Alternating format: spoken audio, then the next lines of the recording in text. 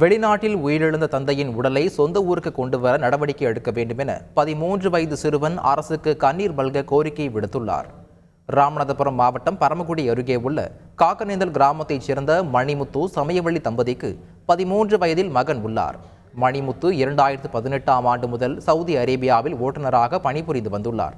கடந்த மாதம் 30ஆம் தேதி மின்சாரம் தாக்கி மணிமுத்து உயிரிழந்துள்ளார். அவரது உடலை சொந்த ஊருக்கு கொண்டு வர வேண்டுமென மணிமுத்துவின் 13 வயது மகன் கண்ணீர் மல்க மத்திய மாநில அரசுகளுக்கு கோரிக்கை விடுத்துள்ளார்.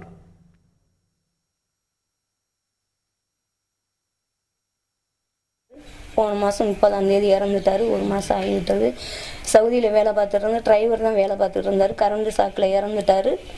ஏன்னா அவன் கொண்டு போய் கலெக்டரு, எம்சி எல்லா இடத்தும் முக்கியமான இடத்துல கவர்மெண்ட் எல்லா இடத்துலையும் நான் கொடுத்துட்டேன். இதுவரையிலும் எனக்கு வீட்டுக்காரர் பாடி தமிழ்நாடு சேரலை. நான் 4ஆவது படிக்கிறப்ப வெளிநாட்டுக்கு போனாங்க. இப்போ 5 வருஷம் ஆச்சு. நான் 9ஆவது படிக்கிறேன். இறந்து 1 மாதம் ஆச்சு. இன்னும் இங்கே ஊருக்கு சேரலை. தமிழ்நாடு அரசு தான் இதை நடவடிக்கை எடுத்து என்னன்னு பார்க்கணும். மத்திய அரசும் உதவி பண்ணணும். செய்திகளை உடனுக்குடன் தெரிந்து கொள்ள உடனே சப்ஸ்கிரைப் பண்ணுங்க.